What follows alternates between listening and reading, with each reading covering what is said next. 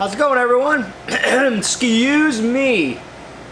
It's Mike with This Old Hotrod. I appreciate you guys coming back, checking out the channel, checking out the video of the Tudor Sedan. I believe this is episode, I want to say 6. I know I'm going to end up screwing up the number of episodes, so we're going to go with episode 6.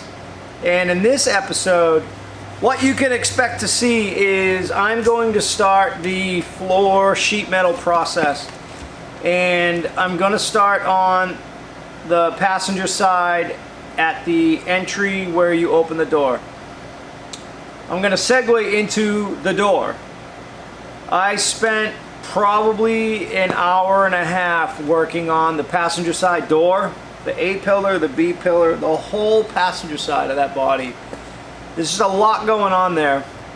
I finally, after, like I said, at least an hour and a half plus the additional time I spent on it on previous videos, I finally got the door opening, closing. I put new pins in the hinges and it opens, closes, latches. I got the body lines, the gaps really nice. I'm sure that's going to change in the future. I'll probably have to tweak things again in the future, but it took a lot of massaging. It took a lot of head scratching, sitting back, looking at things. I had to cut some welds, move some things around. But again, like I said, I finally got things working the way that they're supposed to work. So now what I'm going to do is, actually right after that, what I ended up getting done was I mounted, or I was able to weld the front of the rocker panel. That's the part, that's the portion of the floor that you see as soon as you go in the side door. As soon as you go in the door, I'll show you. Alright, so I'm going to show you guys what I've been working on. Check this out. That door opens and closes. So this is what I've been working on. This is the rocker panel. So when I cut the original sub rails out, this is the outer portion of the factory Ford sub rail on a Model A. And I cut it out flush down on this edge. It actually sits down a little bit. This is the part where the wood would sit in for the floors across the top. So there's a 3/4 inch step. It steps down. That's where the floor would sit, and the piece of wood would be flush with this rocker panel here. So I ended up welding it to the bottom, to the foot on the bottom. I know you really can't see it, but here, I ended up welding it to the foot of the A pillar, and it's on there pretty good. So now what I need to do is I need to start my sheet metal process. I'm going to go down here, and I'm going to do a 90-degree break, and it's going to come right underneath the bottom of this rocker panel. So I'm going to have one piece, and it's going to do that. I also need to figure out on that same piece, this piece right here. So it's kind of like a wing on the side and a wing on this side.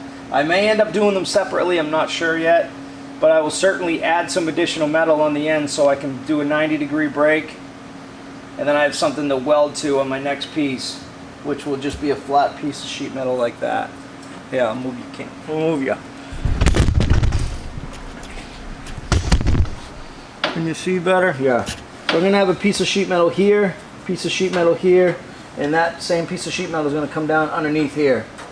So I need to create a flange here to weld this piece of sheet metal to. I'm going to leave this edge exposed. That's going to just be the edge of the floor where I'm going to weld everything. And then my next piece of sheet metal is just going to come flat right to the edge, and I'll weld that there. I'll clean that up in the future.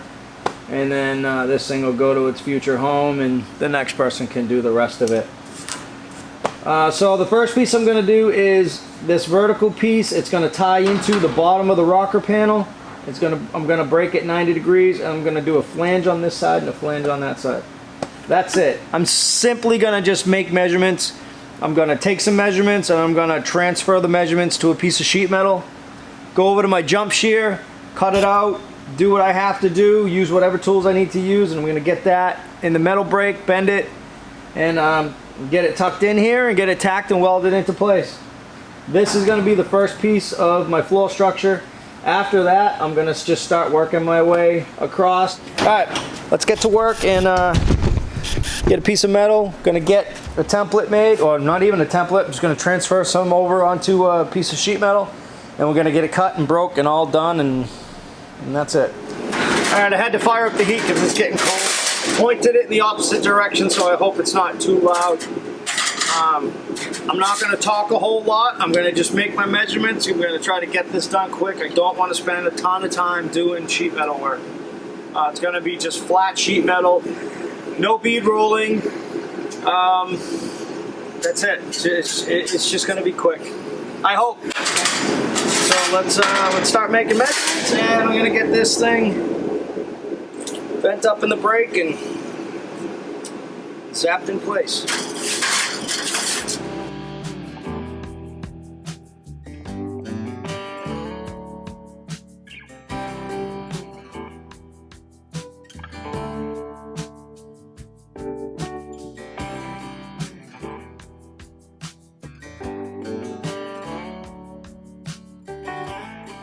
Over to the jump shear, gonna get this cut first. I have one cut that I can do on the jump shear.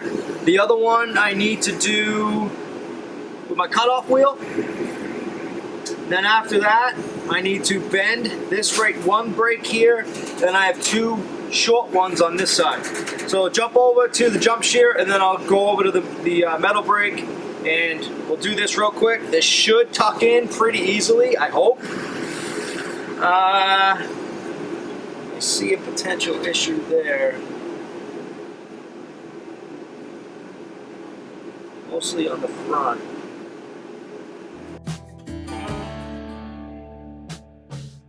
The blackbird inside your chest that calls on you to cry. You decided it was time for him to fly. Out of the darkness and into the light, higher and higher out of sight. The whisper inside your heart tells you let go. Time to leave the past, you did what you knew. Slow down and rest. You've been through shimmering gold behind closed eyes, where the shadows play. There's no looking the other way behind closed eyes.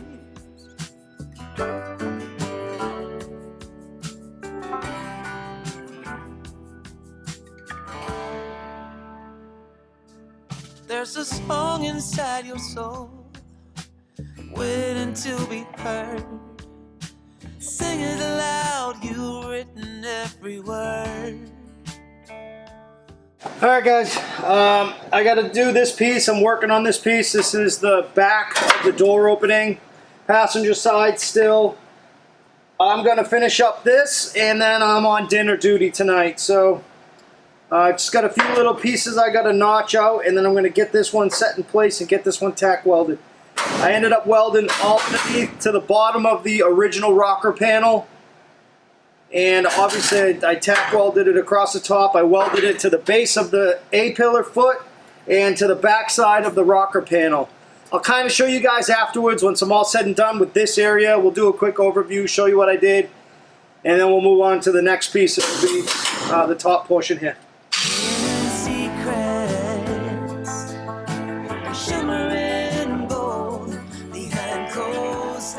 Said it before, I'll say it again, this is why you have to make sure that your doors close before you start doing the sheet metal work.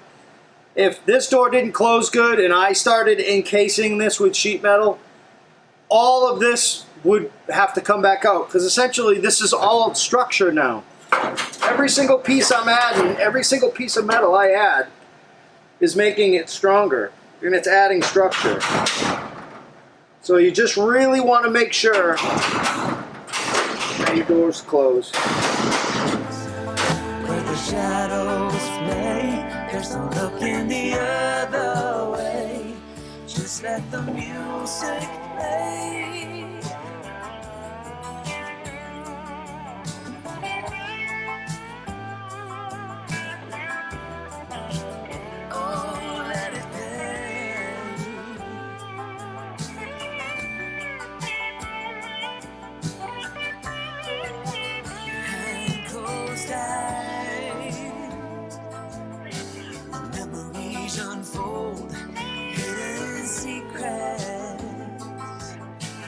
shimmering gold. We had ghost eyes where the shadows play. There's no looking the other way. Just let the music play. So, trying to figure out exactly how the most effective way to sheet the floor is. And I think I'm going to do it in 3 main pieces and then some smaller pieces outside that I'll scribe to the edges of the body. That's how I did my 29 sedan. That's how I did the cabriolet, and that's how I did my 34 coupe. So I do main pieces in the middle, and then I just kind of fill in the outside edges. So that's what we're going to do. This is my first piece. I got my measurement. I'm going to mark it, put it on my jump shear, cut it off. I'm hoping it fits in here. I don't know that it's going to. I think I'll be able to get it to work. We had ghost eyes where the shadows play. There's no looking the other way. I need to get this piece sitting where it needs to sit. Make sure. What I need to do is I have a mark on the center of my chassis on these 1-inch box tubes. I need to butt the edge of this piece of sheet metal up to that line from back there to the front. That's the center of my floor. At that point, once I'm able to get it all the way over to the center, which I'm about 2 inches off, I'm going to start notching this around each obstruction. So I'll notch it around the B pillar, I'll notch it around the A pillar, and really that's it. At that point, I'll be able to get it sitting exactly where it needs to be sitting, but then I need to relieve the area that I already sheathed. This is hanging over the rocker panel. So what I'll do is I have a scribe that's bent at 90 degrees. I'll be able to scribe underneath. Once it's all lined up where it needs to be, I'll scribe it. I'll get that cut out, and then we're going to get this piece of sheet metal welded in place. Make a quick measurement. Just going to make some measurements and relieve it with the measurements instead of just creeping up on things. Okay, now at this point, I need to start measuring for the B pillar. I'm close. I'm about 1.5 inches off my center line here. I think what I'm going to end up having to do is add some structure down the middle here. I don't have any more 1-inch box tube, but I have some 3/4. It'll be just enough to kind of support this. So let me get my center marks and, like I said, finish up this piece of sheet metal.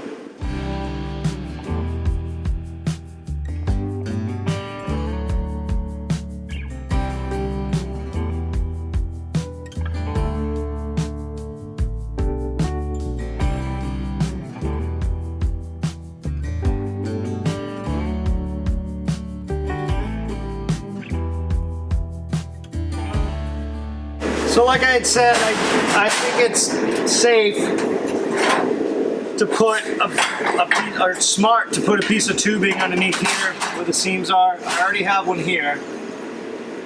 The rest of the back is going to be one piece except for scabbing in the little pieces around the outside edges. So I'm going to add 2 pieces of box tube. It's the same wall thickness, but it's 3/4 inch tube instead of 1 inch. So let me, just gonna get this out of the way, make some quick measurements, and get 2 pieces welded in there, and then it'll have a shelf to sit on, because I'm not comfortable leaving it like that. Just wanna do it right. The blackbird inside your chest that calls on you to cry. You decided it was time for him to fly.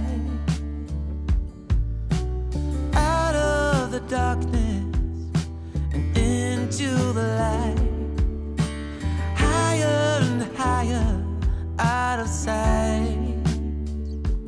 The whisper inside your heart tells you let go, time to live. what you knew. Slow down and rest. You've been through a war. No one can hurt you anymore.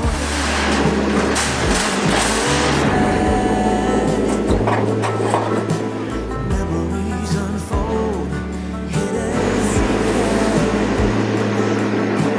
shimmering gold behind cold skies. Where the shadows play, there's no looking the other way. Behind cold skies.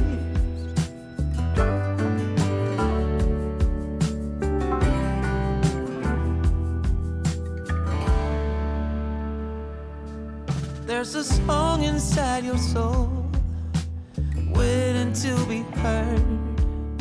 Sing it aloud, you've written every word. Oh, out of the silence and into the unknown.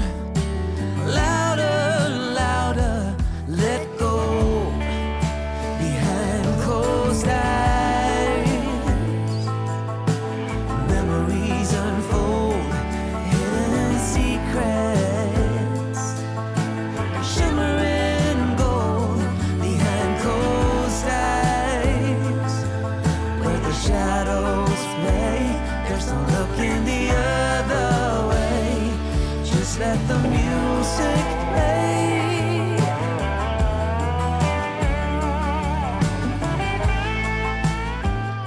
That one opened perfectly. No issues whatsoever. Beautiful. Well, that's good to know. All right, I'm gonna start chipping away at these cuts. Start sliding this metal over and get the front sheath. Can you see me? Yeah. Oh, let it play.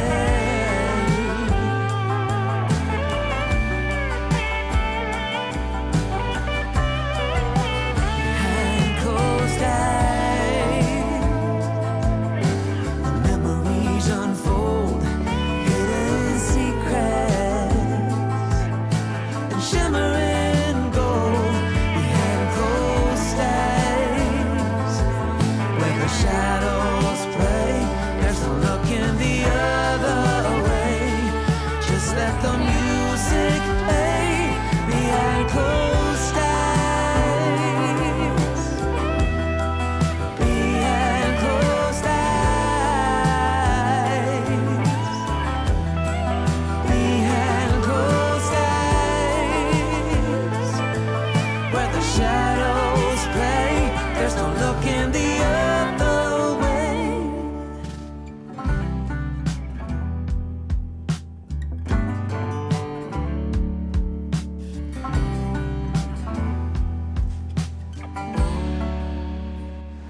All right, everyone. Well, that's going to be a wrap for me for the night. It's whoa. Huh. It is way later than I thought it was.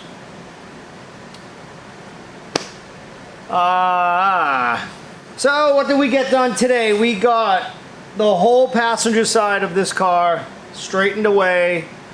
I got all the rear structure in the back of the car from the B-pillar back set where it needed to be. I had to cut a few things, adjust a few things, put things back where they were. What ended up being the problem, or the reason why I had to do that, was because I needed to get the door opening and closing and lined up, the belt line lined up. It wasn't lining up, I wasn't happy with it, and I want it to line up. There's not many lines on these cars, and when the belt line is off, it really shows. And it shows a lack of quality. Not that this is a quality car, but I at least want to do quality work on it, let's say. People really notice things like that. When your doors line up and they close with just an easy push and a click, it's pretty big with these cars because, face it, these cars are almost 100 years old. They clearly were driven on dirt roads and muddy roads, rocky roads, God only knows what. Some of them were used in farm applications, and they were certainly not taken care of like we take care of our cars today, and the roads weren't as nice as they are today. So these cars were really abused, and the doors didn't always close good. You know, in today's world, you try to do this stuff as nice as you can and make the doors close and make the belt lines line up. So that's what I did, and that's what it does now. So once I finally figured out what that was, I got it corrected. I cleaned up the holes for the pins on the hinges, the door hinges, both sides. I got the door pins lubricated and put in. Those are done. And I ended up having to do a little bit of work on the bottom of the A-pillar where the foot is. After that, I got the rocker panel, or the sill, the door sill, put in, installed on the passenger side. After that, I was able to sheathe where the door is when you open the door. I was able to do that. After that, I was able to sheathe, put 2 pieces of sheet metal on the top of the floor. I cut the driver's door open. I had no issues with that. I didn't think I was going to. The structure on that side seems to be in pretty good shape, or it's in better shape than the passenger side. And that's it. That's where we're wrapping up. I just did a quick cleanup of the shop. I really like to try to keep the garage as clean as I can. I hate coming out to a shop after work and then have to clean before I can even work on anything. Spend a few extra minutes, 10 extra minutes each night, give everything a quick cleaning, put all my tools back where they came from, so I know where they are tomorrow, and spend another day or afternoon and evening in the garage trying to move this trash can along, you know. I'm gonna do a quick walk around to the car and I'll close it out. Let's go for a walk. So as I had said, I got to work on this passenger door. Got the 2 new pins. I did not do the middle. The middle one, I believe there's an old pin in there, a hinge pin, and I think it's broken off. So I may end up having to drill that out, but I won't do it yet. I'll put some heat to it in the future and try to get it with the torch and a punch. So again, I worked on this entire side from the B-pillar back. That was, I would say, a majority of the work today. There's really not a lot of metal holding anything on, so things kind of were moving around a bit. I worked on the panel over the door. I got this kind of all lined up. This door opens and closes and latches. But that's a pretty big deal. You can see I ended up having to remove some of the metal because it was catching on the door because it was rusted. So this is sitting there. I'm going to do some work on that panel. But you can see I added the rocker panel, or the sill, where that Ford badge plate is. I got that all welded in there. I got a piece here. This piece here goes down, breaks 90 degrees, and I was able to weld it underneath. I got that back piece put in the back of the sill area, and then I got these 2 panels put in, the floor panels. I got a couple different sets of seats. I'm not sure which one I'm going to use yet. I bought a set of bomber seats for this car, aluminum bomber seats with the foam cushions and all that stuff. Bought them off a local guy. I paid $140 for them, knowing I was going to be building this car. So the driver's door, I cut the welds off, got a couple welds. That opened up, had no issues with that. You can see here clearly, let me move the light. We're missing a few pieces there. There's no rocker sill, there's no rocker panel, no door sill. So you can see all the work that I did on the passenger side, and I got that all put back together. So I'll get the sill plate in with that Ford badge, and then I'll get the sheet metal done around the edges and drop down underneath, and then that'll be done. So the whole front portion of the car floor will be done. I tacked it in place. I am probably going to end up having to move it out of there at some point. Next piece of sheet metal after I do this door over here on the driver's side is going to be this back piece. So this back piece, I should be able to get it in one piece. And then, like I had said, I'll fill in all around the outside edges. And what I mean by that is this. See how there's a space in between the sheet metal and the side of the car? I'm going to simply just overlap a piece of sheet metal, scribe it to the edge of the body of the car, and then weld it in place. I'm not going to weld it to the sheet metal though. In the event someone decides to fix this car in the future, I don't want to cause them more work. I'll do the same thing on that side, and then the same thing all the way around the back of the car. It's a lot of extra work, but the look and the finished result of that, it's just a major step up, and I have the ability to do it. I have a few days to keep working on the car, so I'm just going to keep doing that. After all that sheet metal's in, I'll do a bump over the rear cross member. I'll get that all hidden. I'll then be able to mount my gas tank. Alright everyone, so that's it. That's an overview of what I got done this afternoon. I'm having a lot of fun doing it, which is nice. I kind of needed that. I really appreciate all the comments, all the kind words, all the good comments, all the feedback. You know, it's been pretty cool. I think you guys are totally digging this. To be completely honest, I really thought I was gonna catch some flack from people for not working on the 34. I've said in the past, I bought this a long time ago to flip. I don't want to sound like a broken record, but there are a couple other reasons too why I need to do this. And I'll be completely honest, I try to be transparent and honest with everybody. With YouTube and this old Hotrod being a separate business for myself, because it is, I make money, I generate income through Google and PayPal when I sell t-shirts and stuff. The easiest way for me to put it is all of the parts that I buy, whether it's a motor, a body, a frame, it's considered inventory for the business. I'm essentially a production facility, is the way my accountant put it to me. He said, you take all these pieces and you combine them and you make a product. But the problem is I'm not selling any products.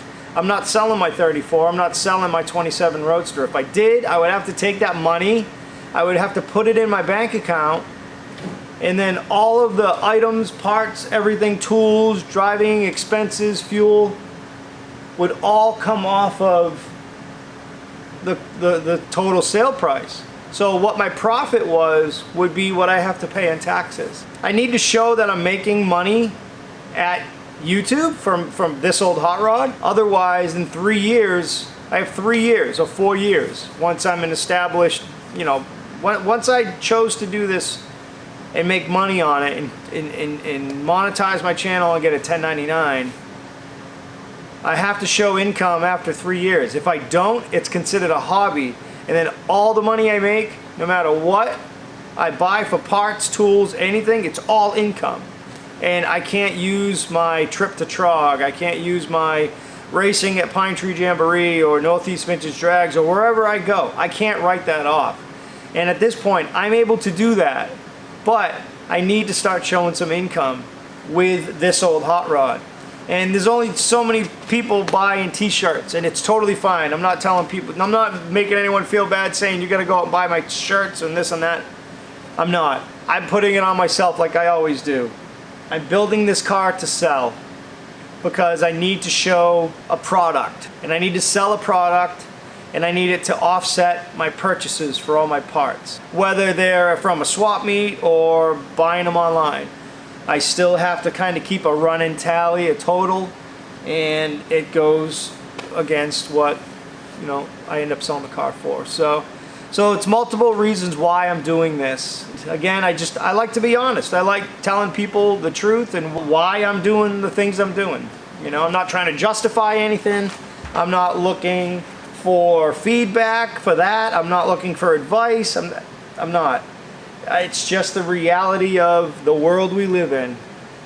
You can't do anything fun and make money and not have it come back at you. You got to pay the man. And that's what I'm doing. I make money from YouTube, from every single person that watches every video.